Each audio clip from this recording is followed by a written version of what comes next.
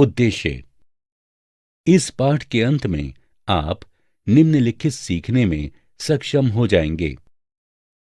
भारत में जनसंख्या वितरण एवं घनत्व को समझने में, जनसंख्या वृद्धि में क्षेत्रीय भिन्नता को समझने में, किशोरावस्था के सरोकारों के संदर्भ में समाज के समक्ष की चुनौतियों का समाधान समझने में, जनसंख्या वृद्धि के साधनों को समझने में, जनसंख्या संगठन के अर्थ की व्याख्या करने में।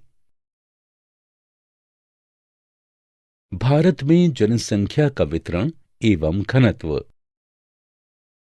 भारत विश्व के सबसे अधिक जनसंख्या वाले देशों में एक है तथा चीन के बाद विश्व में दूसरा सघनतम बसा हुआ देश है।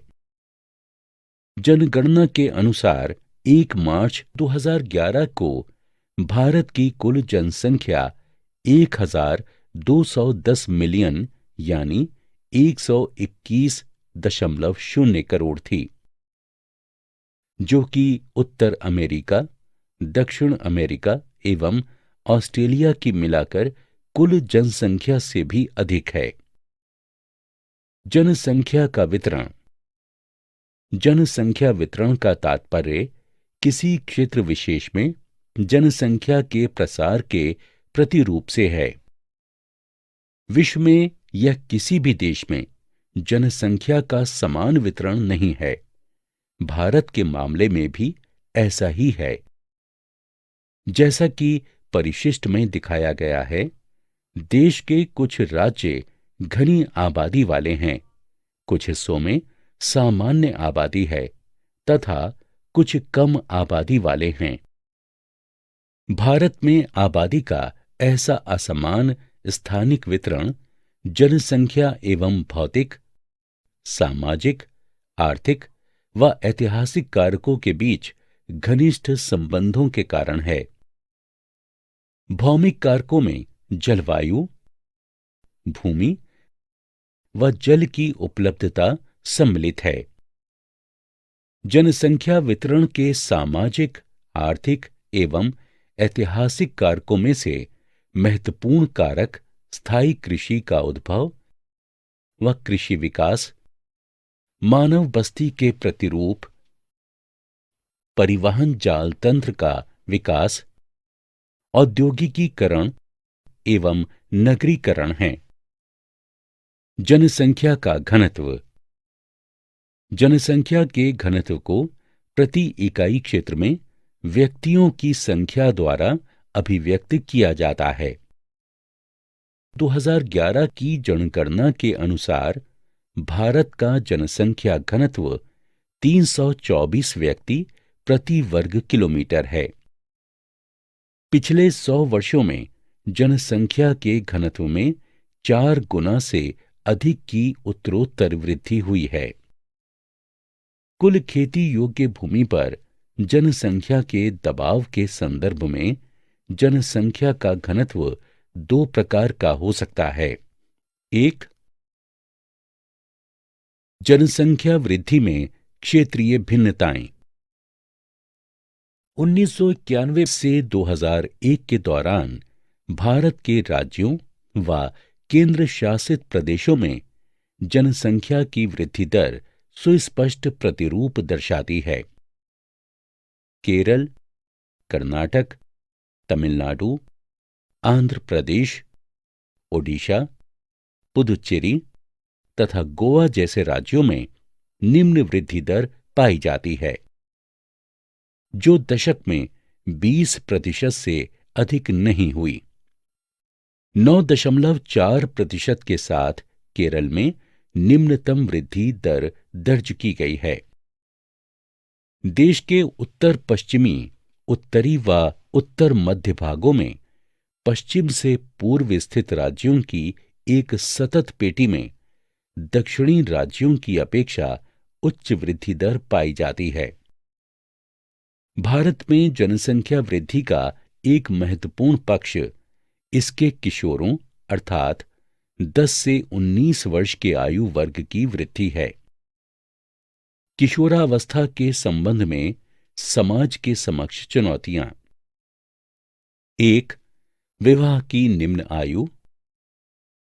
दो, निरक्षरता, विशेषता स्त्री निरक्षरता। तीन, विद्यालय विरत छात्र यानी स्कूल ड्रॉप आउट। चार, पोषक तत्वों की निम्न ग्राह्यता। पांच, किशोरी माताओं में उच्च मातृ मृत्यु दर। छह, एचआईवी एवं एड्स संक्रमण की उच्च दर। सात, शारीरिक एवं मानसिक अपंगता अथवा मंदता। आठ, औषध दुरुपयोग एवं मदिरा सेवन। नौ, किशोर उपचार एवं अपराध इत्यादि। युवाओं को दिशा देने एवं उनकी प्रतिभा के उचित उपयोग के लिए सरकारी नीतियां। एक, राष्ट्रीय युवा नीति। ये फरवरी 2014 में आरंभ की गई है, जो भारत के युवाओं के लिए एक समग्र दूरदर्शी प्रस्ताव रखती है। इसका उद्देश्य देश के युवाओं को अपनी पूरी क्षमता का उपयोग करने के लिए सक्षम बनाना तथा उनके द्वारा भारत को राष्ट्रों के समूह में अपना उचित स्थान प्राप्त करने में सक्षम बनाना है। जनसंख्या की वृद्धि। जनसंख्या वृद्धि दो समय बिंदुओं के बीच किसी क्षेत्र विशेष में रहने वाले लोगों की संख्या में परिवर्तन को कहते हैं। इसकी दर को प्रतिशत में अभिव्यक्त किया जाता है। जनसंख्या वृद्धि के घटक। प्राकृतिक घटक। प्राकृतिक घटक का विश्लेषण अशोधित जन्म व मृत्यु दरों से निर्धारित किया जाता है। अभिप्रेरित घटक। अभिप्रेरित घटकों को किसी दिए गए क्षेत्र में लोगों के अंतर्वर्ती व बहिर्वर्ती संचलन की प्रबलता द्वारा स्पष्ट किया जाता है। जनसंख्या के दोगुना होने का समय। जनसंख्या के दोगुना होने का समय वर्तमान वार्षिक वृद्धि दर पर किसी भी जनसंख्या के दोगुना होने में लगने वाला समय है। भारत में जनसंख्या की वार्षिक वृद्धि दर 1.64% 2011 के अनुसार है। भारत में जनसंख्या वृद्धि की प्रावस्थाएं। प्रावस्था 1, 1901 से 1921। 1. इस अवधि को भारत की जनसंख्या वृद्धि की रुद्ध अथवा स्थिर प्रावस्था भी कहा जाता है। 2. निम्न वृद्धि दर। 3.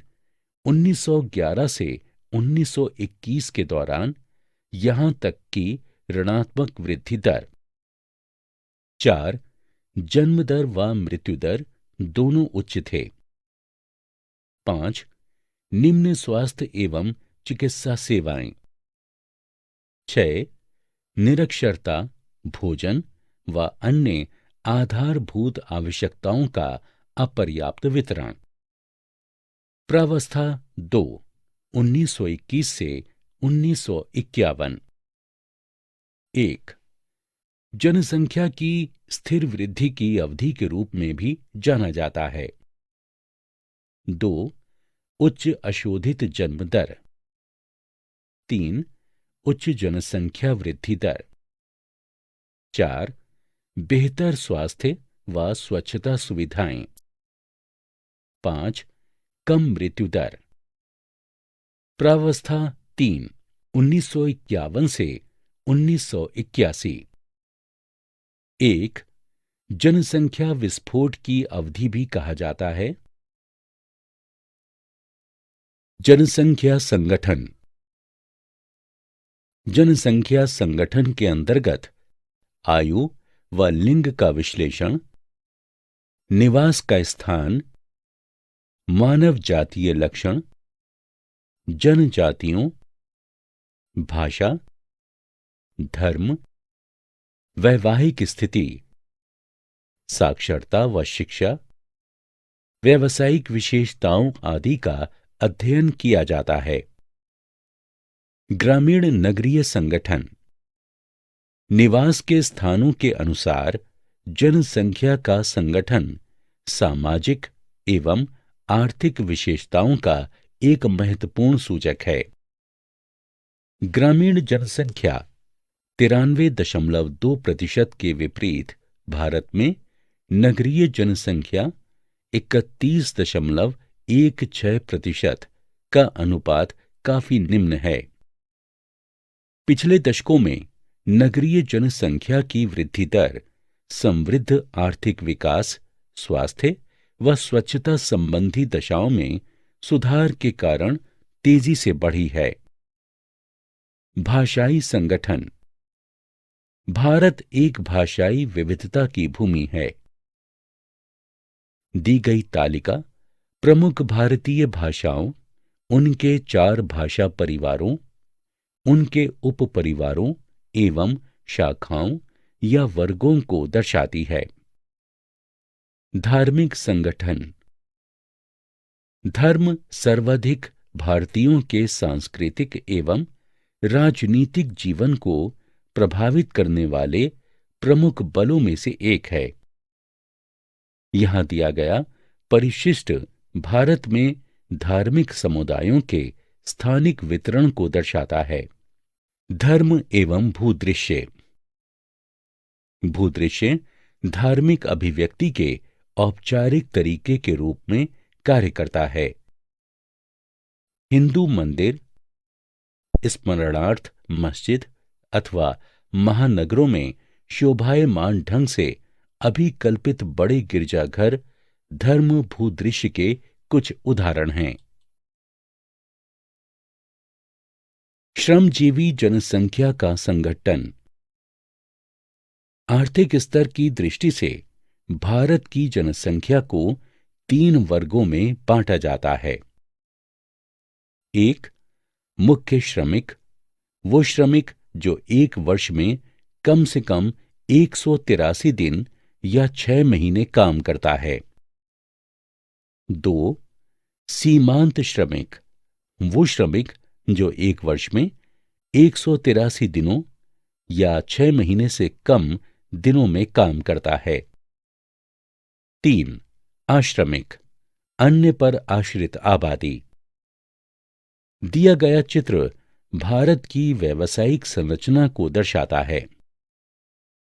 बेटी बचाओ बेटी पढ़ाओ सामाजिक अभियान के माध्यम से लिंग यानी जेंडर संवेदनशीलता को बढ़ावा। भारत सरकार ने सामाजिक असमानता एवं बहिष्कारों को संज्ञान में लेते हुए तथा भेदभाव के दुष्प्रभावों को ध्यान में रखते हुए बेटी बचाओ बेटी पढ़ाओ राष्ट्रव्यापी सामाजिक अभियान आरंभ किया है। व्यावसायिक संवर्ग वर्ष 2011 की जनगणना ने भारत की श्रमजीवी जनसंख्या को 4 प्रमुख संवर्गों में बांटा है। 1, कृषक, 2, कृषि मजदूर, 3, घरेलू औद्योगिक श्रमिक, 4, अन्य श्रमिक। सारांश हमने जो कुछ सीखा है उसे संक्षेप में दोहराएं।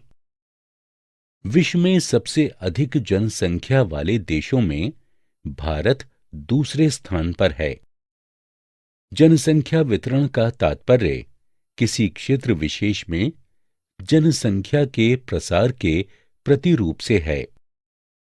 जनसंख्या के घनत्व को प्रति इकाई क्षेत्र में व्यक्तियों की संख्या द्वारा अभिव्यक्त किया जाता है। कायिक घनत्व बराबर कुल जनसंख्या बटे शुद्ध कृषित क्षेत्र। कृषीय घनत्व बराबर कुल कृषि जनसंख्या बटे शुद्ध कृषित क्षेत्र। जनसंख्या वृद्धि दो समय बिंदुओं के बीच किसी क्षेत्र विशेष में रहने वाले लोगों की संख्या में परिवर्तन को कहते हैं। इसकी दर को प्रतिशत में अभिव्यक्त किया जाता है। जनसंख्या के दोगुना होने का समय वर्तमान वार्षिक वृद्धि दर पर किसी भी जनसंख्या के दोगुना होने में लगने वाला समय है।